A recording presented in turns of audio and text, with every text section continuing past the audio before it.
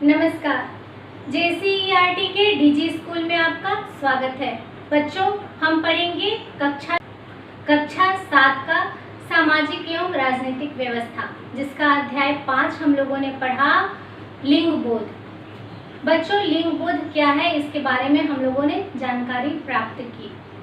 बच्चों, समाज में होने वाली रूढ़िवादी धारणा को भी जाना, जो कि हमारे समाज में व्याप्त है तथा लड़के तथा लड़कियों में भेद करता है। अब हम इस पाठ से संबंधित प्रश्नोत्तर को देखेंगे। तो चलिए देखते हैं इस पाठ का प्रश्नोत्तर। प्रश्न 1 है, रिक्त स्थानों की पूर्ति कीजिए। पहला है, घरेलू कार्य जैसे खाना बनाना किसका कार्य समझा जाता है? तो बच्चों, इस प्रश्न का उत्तर है कि घरेलू कार्य जैसे खाना बनाना महिलाओं का कार्य समझा जाता है। दूसरा है, 2011 की जनगणना के अनुसार झारखंड की साक्षरता दर कितनी है? तो बच्चों, 2011 की जनगणना के अनुसार झारखंड की साक्षरता दर 67.63 है।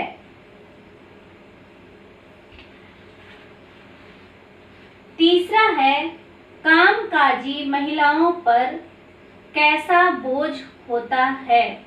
तो बच्चों, कामकाजी महिलाओं पर दोहरा बोझ होता है, यानी उन्हें घर का भी काम करना पड़ता है और बाहर जो वो काम करती हैं उसको भी उन्हें करना पड़ता है।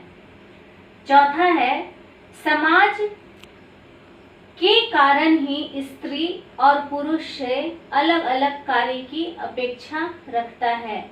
तो बच्चों, समाज रूढ़िवादी धारणा के कारण ही स्त्री एवं पुरुष से अलग अलग कार्य की अपेक्षा रखता है। पांचवा, लैंगिक रूढ़िवादिता को समाप्त करने में किसकी अहम भूमिका होती है? तो बच्चों, इसका उत्तर है कि लैंगिक रूढ़िवादिता को समाप्त करने में शिक्षा की अहम भूमिका होती है। प्रश्न 2 है, निम्नलिखित प्रश्नों के उत्तर दे। पहला है, घरेलू काम किसे कहते हैं? तो बच्चों, घर में किए जाने वाले कार्य को, जैसे झाड़ू लगाना, बर्तन धोना, खाना बनाना, कपड़े खींचना, ये सभी जो कार्य हैं जो कि घर के अंदर किए जाते हैं, और सामान्यतः हमारे समाज में यह धारणा व्याप्त है कि महिलाओं के द्वारा ही किए जाते हैं। इस प्रकार के कार्यों को हम लोग घरेलू कार्य कहते हैं।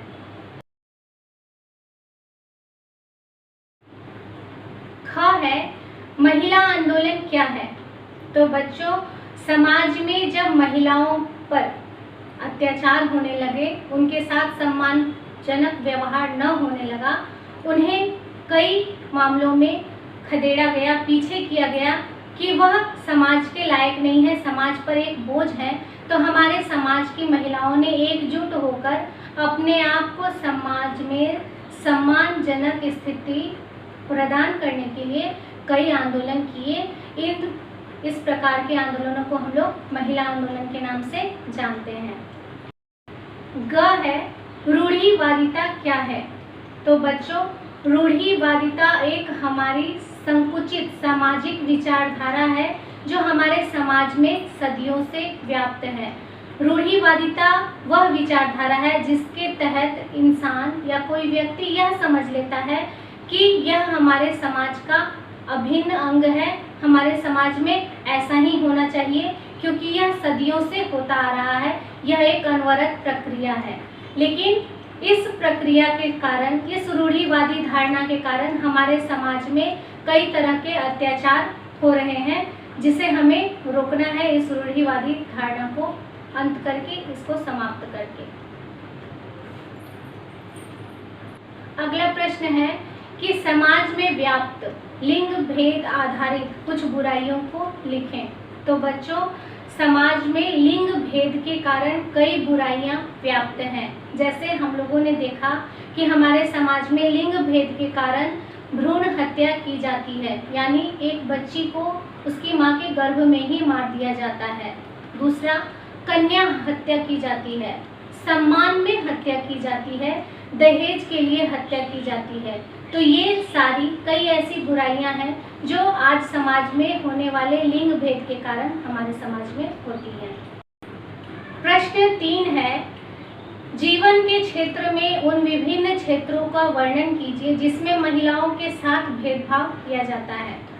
तो बच्चों, हमारे समाज में, हमारे जीवन में कई ऐसे क्षेत्र हैं जहां हर जगह पर महिलाओं के साथ सम्मानजनक व्यवहार नहीं किया जाता, उनके साथ भेद किया जाता है। लड़के तथा लड़कियों में भेद किया जाता है, स्त्री तथा पुरुषों में भेद किया जाता है।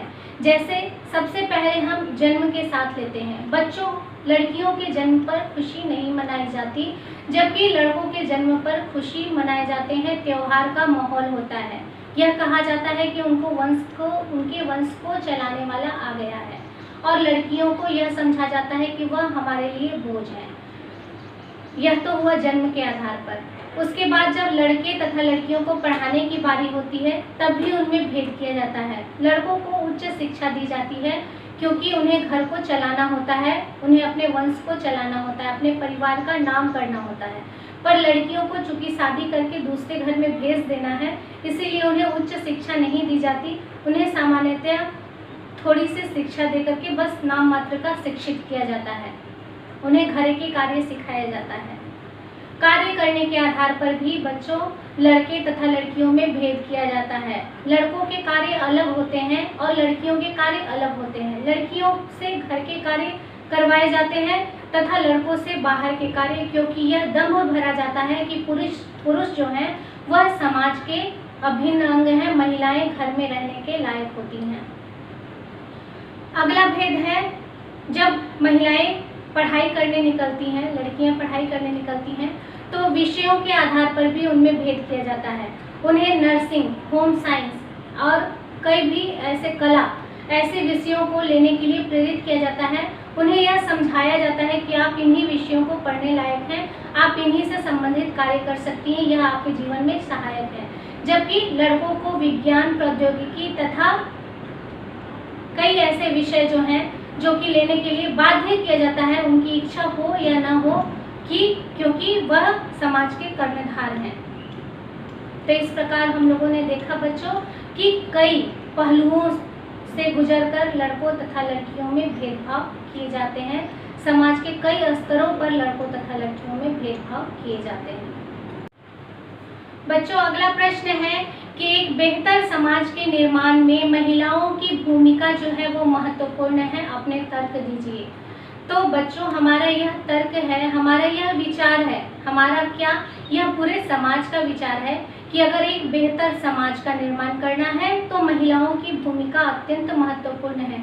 क्योंकि अगर केवल एक पुरुष शिक्षित होता है तो वह केवल एक परिवार का कल्याण कर सकता है, लेकिन अगर एक महिला शिक्षित हो जाती है तो वह 2 परिवारों का, अपने समाज का, अपने परिवेश का, पूरे परिवेश का कल्याण करती है। अब आप पूछिएगा कि ये कैसे? क्योंकि एक बच्ची जो है, जो वह अपने घर में जन्म लेती है, एक वंश में जन्म लेती है, और वह शिक्षा प्राप्त करके अपने घर का तो भला करती ही है, अपने परिवार का लालन पालन तो सही ढंग से करती ही है। वह विवाहिता होकर जिस परिवार में जाती है, उस परिवार का भी भरण पोषण अच्छे ढंग से कर सकती है, वह अपने समाज का कल्याण कर सकती है, वह पुरुषों के कंधे से कंधा मिलाकर अपने देश का हित साध सकती है। एक महिला में इतनी शक्ति है कि वह अपने समाज के लिए हर आवश्यक कदम, अपने परिवार के लिए हर अनिवार्य कदम उठा सकती है, जो कि उसके परिवार, उसके समाज के कल्याण में सहायक है।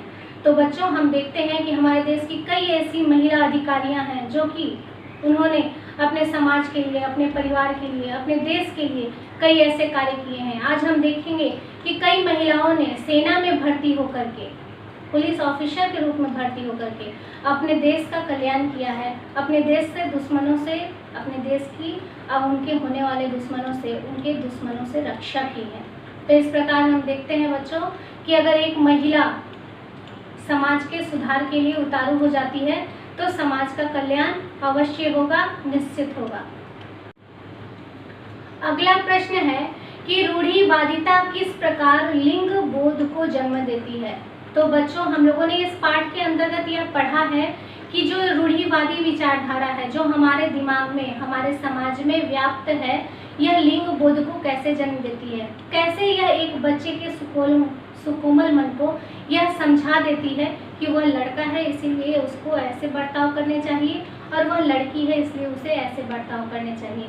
क्योंकि रूढ़िवादिता जो है यह सदियों से व्याप्त है, यह हमारे मन में है, यह हमारे आत्मा में समाई हुई है।